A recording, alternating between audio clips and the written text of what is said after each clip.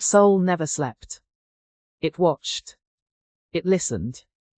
And on nights like this, drenched in rain and neon, it remembered. Eel stood in the middle of the alley, his breath slow, controlled, even as blood soaked through his shirt. The metallic scent hung heavy in the air, mixing with rainwater and gunpowder. 3 men circled him. Not amateurs.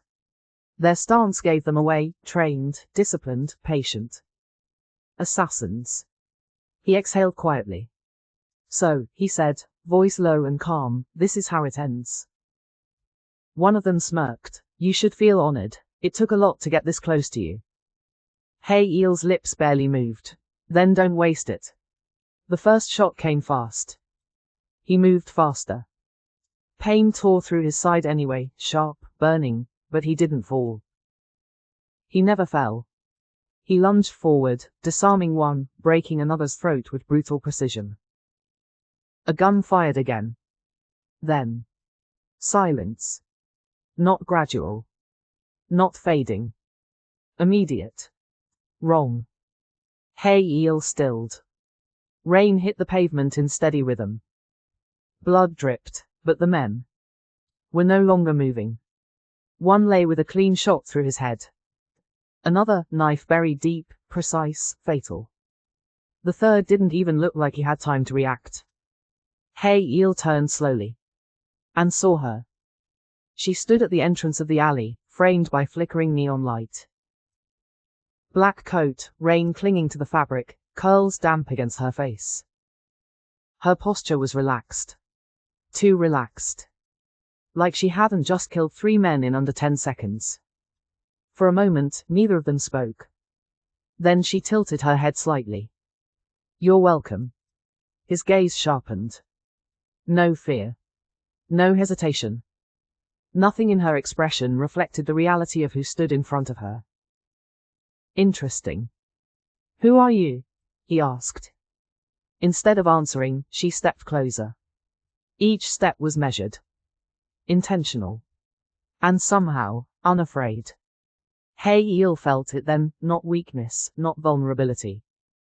Awareness. The kind that came before something shifted. You're bleeding, she said, glancing at his side. I'll live. I know. That confidence, unearned, or so it should have been, settled strangely in his chest. Eel straightened despite the pain, his presence expanding, filling the narrow space between them like pressure.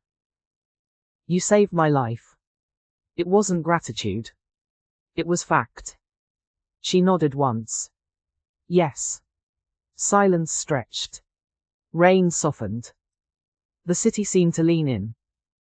Name your price, he said. That was how the world worked. Nothing came free. Especially not something like this. She didn't answer immediately. Instead, she studied him. Really studied him. Not like someone admiring power. Not like someone fearing it. Like someone evaluating something they had already chosen. I already know what I want, she said at last. His eyes darkened. Then say it. She stepped closer. Too close. Close enough that he could see the depth in her gaze, steady, unwavering. Dangerous. You. The word landed quietly. But it hit harder than any bullet. Eel didn't move. Didn't react. For a second, the world narrowed to just that moment. Then.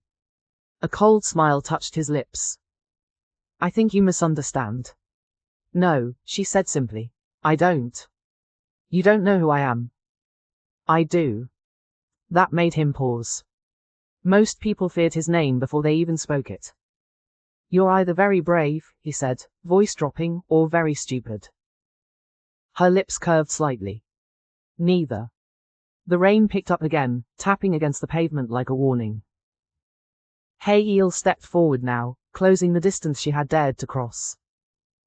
He towered over her. Waited. Watched. Measured. You want me, he repeated. Yes. For what? Her gaze didn't waver.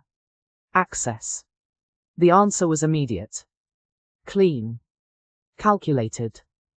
To your world, your time, your attention. A beat. And eventually, your trust. That last word almost made him laugh. Trust, he echoed softly. That's the one thing I don't give. I know. She stepped back then, just enough to break the tension, but not enough to retreat. But you owe me your life, she added. And that. That was true. Hey Eel studied her in silence. Rain. Blood. Stillness. Something had shifted. He didn't like it. Didn't trust it. But he couldn't ignore it either. Finally. Fine, he said. Her eyes flickered, just slightly. You get access. Not victory. Not ownership. A controlled allowance. For now. Her smile deepened, subtle, satisfied. Like she had expected nothing less. Like she knew this was only the beginning. The headquarters of Hey Eel's organization didn't look like power. It looked like silence. Glass, steel, clean lines, minimal design. But beneath it, control. Absolute. Precious took it all in without turning her head. Security cameras. Guard rotations. Blind spots. Noted. Always noted. You're staring, a voice said behind her. She didn't turn immediately. Observing, she corrected. When she finally faced him, Hey Eel was watching her like he was trying to take her apart piece by piece. You do that a lot, he said. It keeps me alive. You don't need that here. A pause. Don't I? That made something flicker in his eyes. He stepped closer. Not threatening. Not gentle. Just there.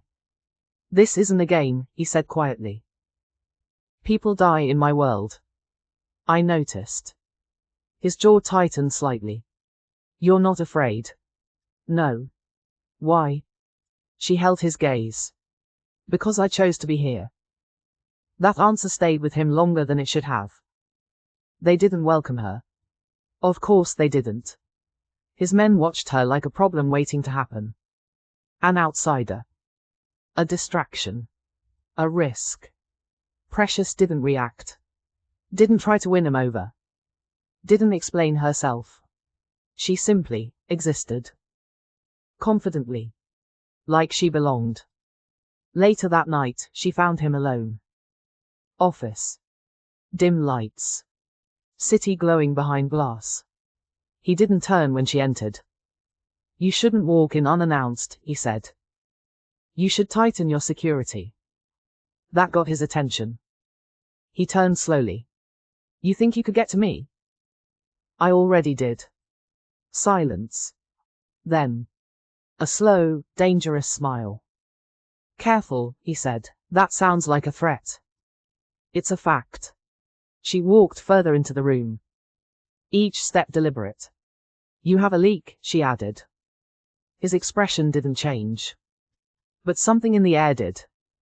Explain. Your ambush, she said. Too precise, too clean. Someone knew exactly where you'd be. He watched her carefully.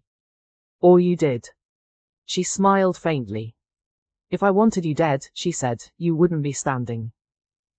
Another pause. Another shift. You're confident. I'm right. That was the difference. Months earlier. The music was too loud. The room too full. Voices, laughter, clinking glasses, none of it mattered. Precious Simon stood near the edge of the ballroom, untouched by the chaos around her. She didn't like crowds. Not because they overwhelmed her. Because they bored her. Predictable. Repetitive. Safe. Until she saw him. Across the room. Hey Eel. He didn't try to stand out. Didn't need to. Power didn't announce itself. It existed. People moved around him without realizing they were doing it. Space formed naturally. Respect. Fear. Instinct. Precious watched him without blinking. That was new. Interesting. Dangerous. Her heartbeat didn't quicken. Her breath didn't catch. It wasn't attraction. Not yet. It was recognition. Like seeing something that matched a part of her no one else ever reached. Who is he? She asked quietly. Someone nearby answered, hesitant. You don't want to know? She didn't look away. I do. A pause. Then. Yu-Hae-il. The name settled into her mind. Locked in place. And what is he? The answer came softer. Someone you stay away from. That made her smile. Days passed. Then weeks. Then months. She didn't leave Seoul. Didn't need to. Not anymore. She had something far more interesting to study. Him. Not obsessively. Not recklessly. Carefully. Strategically. She learned his patterns. His movements. His enemies. His habits. She didn't get close. Not yet. But she watched. Waited. Understood. And the more she learned, the deeper it went. Not fascination. Not curiosity. Something sharper. More deliberate. Choice. The night of the ambush. She was already there. Watching from a distance. Because she knew. Someone had set him up. She saw the men move first. Saw the angles. The timing. The intent. And she made a decision. Not emotional. Not impulsive. Precise. She stepped in. Ended it. Saved him. Back in the present. Precious stood by the window of her temporary apartment, looking out over Seoul's endless lights. Calm. Still. Certain. She hadn't saved him to be thanked. Or rewarded. Or protected. She saved him because she had already decided. From the moment she first saw him across that crowded room. He was worth it. And now. He was hers to reach. Slowly. Carefully. Inevitably. Pain was never the point. Control was. Precious learned that before she learned how to fight. Again. Her father's voice never rose. It didn't need to. At 12 years old, she stood barefoot on cold marble, her knuckles bruised, her breathing uneven, but her posture straight. Across from her stood a man twice her size. He didn't go easy. He never did. Precious lunged first this time, fast, precise, but he anticipated it. His hand caught her wrist, twisted. Pain flared. She didn't react. Didn't make a sound. Didn't stop. Instead, she shifted her weight, used the angle, and drove her elbow into his ribs. Hard. The man staggered. That was enough. She moved again, clean, efficient, until he hit the ground. Silence filled the room. Then. A slow clap. Her father stepped forward, his expression unreadable. Better. Not praise. Never praise. Just acknowledgement. Precious straightened, flexing her aching fingers. What did you learn? He asked. That hesitation gets you controlled. And? She met his gaze. Pain is irrelevant. A pause. Then the faintest hint of approval. Good. He crouched slightly, leveling his eyes with hers. But control, he added quietly, is everything. Years passed like that. Training wasn't limited to combat. It was. Negotiation under pressure. Reading micro-expressions. Enduring isolation. Predicting human behavior. She wasn't raised to survive. She was raised to dominate environments. To never be the one at a disadvantage. To never need anyone. And yet. Standing in a crowded Seoul ballroom months later. She saw Yu-Hae-il. And something in her chose differently. Stay here. Precious didn't even look at him. No. Eel's jaw tightened. This isn't a discussion. Now she turned. Then stop talking like I'm not going anyway. The tension between them snapped tight. They stood in a dim parking structure, engines cooling, men positioned strategically around the perimeter. A deal had gone wrong, predictably. Weapons were already drawn. This was about to turn violent. You don't know this terrain, he said, voice low. I don't need to, she replied. I know people. A beat. Then. Gunfire. Everything moved at once. Eel reacted instantly, controlled chaos, precise brutality. But this time, he wasn't alone. Precious moved beside him like she had always been there. Not reckless. Not showy. Efficient. She disarmed one attacker before he even fully raised his weapon, pivoted, used his momentum against him, clean takedown. Another came from behind. Eel turned. Too slow. But she wasn't. The shot rang out. The man dropped. Eel froze for half a second. Not from shock. From realization. She had just covered his blind spot. Without hesitation. Without instruction. Without fear. Minutes later. Silence. Bodies. Breathing. Eel grabbed her wrist suddenly. Not gentle. Not rough. Just firm. Are you hurt? She glanced down briefly. A small cut along her arm. Irrelevant. No. His grip didn't loosen. His eyes moved over her, assessing. Checking. That same controlled intensity, but closer now. More personal. You stepped into my line, he said. You hesitated. I don't hesitate. You did. Silence. Rain started again, soft this time. His hand was still around her wrist. Neither of them moved. You're a liability, he said finally. Her lips curved slightly. And yet. She stepped closer. You're still holding on. His grip tightened instinctively. That was the moment something shifted again. Not just awareness. Not just interest.